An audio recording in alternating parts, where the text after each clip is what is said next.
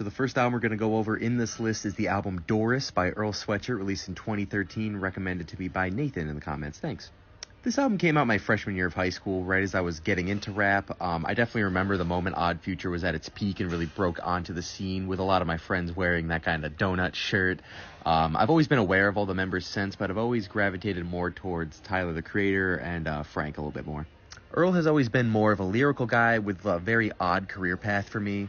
This album was still a very huge breakthrough for him and still stands as his most popular.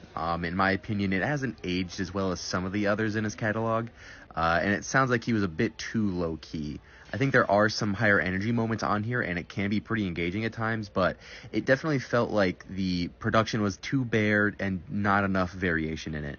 Like, I swear, if they found a loop, even if it was 3 seconds long, like on Chum, they just stuck with it and just loop it until forever. There is a certain, like, muddiness and elusive energy to it that definitely has a cool vibe, but it definitely felt a little shallow. Don't get me wrong, Earl has a really impressive pen game, and his other albums have really improved on that feel that this was going for, like on his next album, I Don't Like Shit, I Don't Go Outside, and on some rap songs later in his career as well. I love both of those records. This is also loaded with features. Like, only 4 of the 15 tracks on this don't have a feature.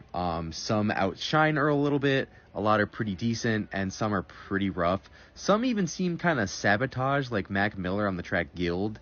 They like pitched his voice down and mixed him lower, also with Earl Sweatshirt, making him kind of just sound tough to hear, and it was really disappointing to hear. Looking back at this era of Odd Future, there's a lot that really hasn't aged well for me, but the fundamentals are definitely there.